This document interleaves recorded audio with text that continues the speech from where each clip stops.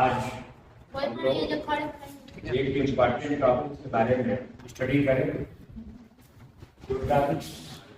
उसका नाम क्या है? एंजाइम। एंजाइम क्या होता है? हाँ, सभी लिविंग सिस्टम में, हाँ, सभी सजीव तंत्र के अंदर क्या चलता है? फिजियोलॉजिकल एक्टिविटी चलती है, शारीरिक क्रियाएं होती हैं, और क्रियाओं को संचालित करने के लिए लिविंग सिस्टम में क्या सीक्रेट होता है? लिविंग सिस्टम में एंजाइम सीक्रेट होती है। एंजाइम को बायो कैटालिस्ट कहा जाता है। ये जैव उत्प्रेरक के रूप में कार्य करती है, शरीर में होने वाली क्रियाओं को उत्प्रेरित करती है, जिससे हमारे शरीर के जो अभिकारक है, जो रिएक्शन है, वो तेजी के साथ प्रोडक्ट में, उत्पादों में बदलते हैं। हर क्रिया को संचालित करने के लिए एंजाइमों की आवश्यकता होती है। जैसे डाइजेशन हम करते हैं, भोजन को खाते चबाते हैं, तो भोजन हमारे मुख में जाता है, मुख में लार निकलता है, लार ग्रंथियों से, और इस लार में टाइलिन एंजाइम पाई जाती है, जो स्टार्च का क्या करती है? पाचन करती है। इसी तरीके से हमारा जो स्टमक है, स्टमक के अंदर जो पेप्टिक ग्लैंड होती हैं, जिनको चीफ ग्लैंड कहते हैं, उनके द्वारा पेप्सिनोजेन का सिक्रीशन किया जाता है, पेप्सिन का स्राव किया जाता है। इसी तरीके से हमारे पैंक्रियाज से एमाइलेज, लाइपेज, ट्रिप्सिन जैसे एंजाइमों का स्राव होता है। एंजाइम भोजन के पाचन में, भोजन के अवशोषण में क्या करती है? सहयोग करती है। एंजाइम शब्द का प्रतिपादन किसने किया? टर्म एंजाइम क्वाइंड बाय कोने ने किया। और पहली एंजाइम की खोज किसने किया? पहली एंजाइम की खोज का श्रेय किसको जाता है? एंजाइम की खोज का श्रेय बुकनर को जाता है। बुकनर ने क्या किया?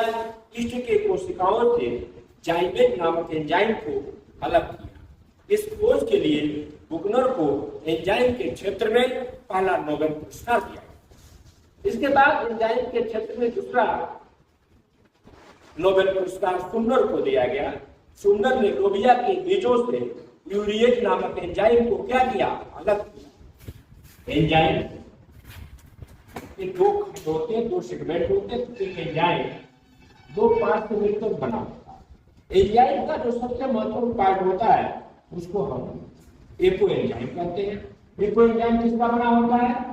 एपो एंजाइम प्रोटीन का बना, किसका बना होता है? तो प्रोटीनियस पार्ट ऑफ एंजाइम को हम क्या करते हैं? Apo enzyme. इस एपो एंजाइम के साथ सहकारक लगा होता है, कोफैक्टर। और एक कोफैक्टर कितने प्रकार के होते हैं? 3 प्रकार के कोफैक्टर। अगर कोई स्ट्रॉन्ग बॉन्डेड मॉलिक्यूल अगर एपो एंजाइम के साथ स्ट्रॉन्ग बॉन्डों से, स्ट्रॉन्गली बॉन्डेड हो, स्ट्रॉन्ग बॉन्डों से जुड़ा हो, तो इसको हम ट्रांसक्रिप्टिव ग्रुप कहते हैं। अगर इस एपो एंजाइम के साथ कोई कोफैक्टर वीक बॉन्डेड हो, दुर्बल बंधों से जुड़ा हुआ कोई कार्बनिक पदार्थ हो, तो ऐसे कार्बनिक पदार्थ को हम क्या बोलते हैं? कोएंजाइम। क्या बोलते हैं? कोएंजाइम। इसके साथ कोफैक्टर के रूप में मेटल आयन भी काम करते हैं।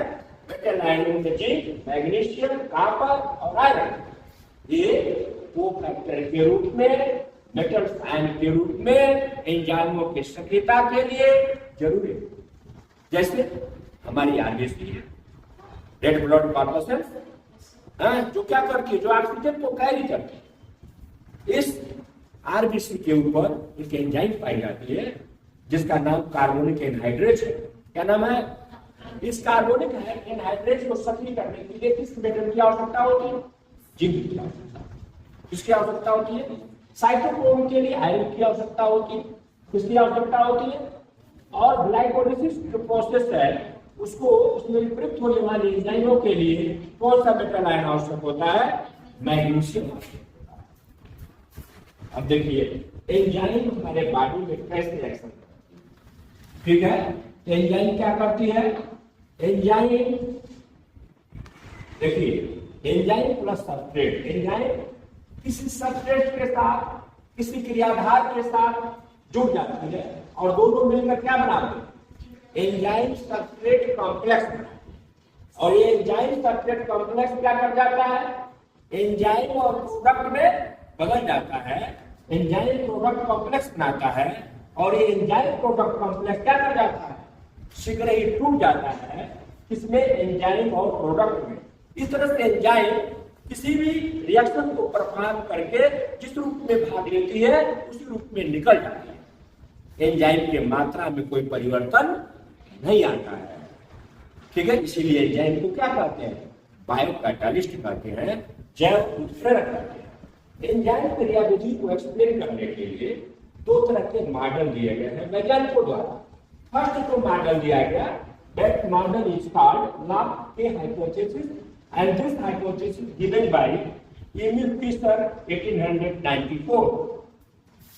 ठीक है, एमिल फिशर ने क्या बताया कि प्रत्येक एंजाइम के लिए जिस तरह से प्रत्येक ताले के लिए एक स्पेसिफिक चाबी होती है, ठीक वैसे ही प्रत्येक सबस्ट्रेट के लिए एक फिक्स एंजाइम होती है जो उसी सबस्ट्रेट पर क्रिया करती है। जैसे स्टार्च पर कौन सी एंजाइम क्रिया करती है, एमाइलेज।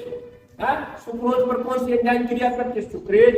प्रोटीन पर कौन सी एंजाइम क्रिया करती है, प्रोटीएज। तो प्रत्येक एंजाइम जो होती है वो सबस्ट्रेट के लिए स्पेसिफिक होती है, ठीक है। जिस तरह से प्रत्येक लाभ के लिए एक की आवश्यकता होती है, उसी तरह से प्रत्येक सबस्ट्रेट के लिए किसकी आवश्यकता होती है, एक स्पेसिफिक एंजाइम की आवश्यकता होती है। दूसरा जो प्रिंसिपल है एंजाइम एक्शन मैकेनिज्म को एक्सप्लेन करने के लिए उस सिद्धांत, उस मैकेनिज्म का नाम induced fit theory. Induced fit theory इसको किसने दिया था, पोस्टलैंड ने। कब दिया था, 1960। इसमें बताया गया कि एंजाइम का जो एक्टिव साइट होता है, जो वो एंजाइम की जो संरचना है वो क्रियाधार के अनुसार क्या कर जाती है, बदल जाती है। एंजाइम मॉडिफाई हो जाता है किसके अनुसार, क्रियाधार के अनुसार, और उस क्रियाधार से एंजाइम जुड़ जाती है और जुड़कर उसको किसमें बदल देती है, प्रोडक्ट में, उत्पादों में बदल देती है, और एंजाइम इस क्रिया द्वारा बाहर निकल जाती है, ठीक है। अब हम एंजाइमों का नेमिंग, एंजाइमों का नाम कैसे देते हैं।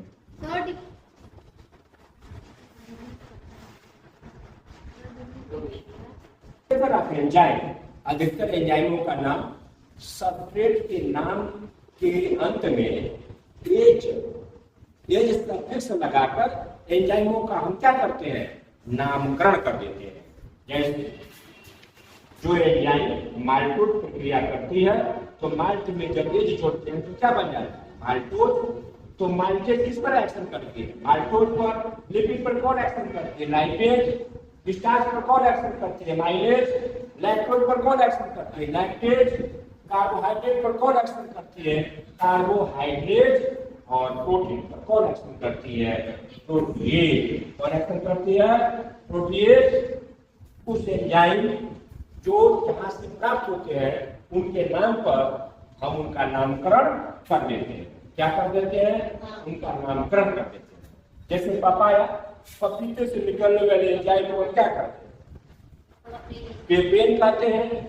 और पाइनएप्पल, अनानास से निकलने वाले एंजाइम का नाम क्या है, ब्रोमोलेन है, ब्रोमोलेन है। और फाइकस, बरगद से निकलने वाले एंजाइम का नाम क्या है, थाइसिन है। That's about enzyme.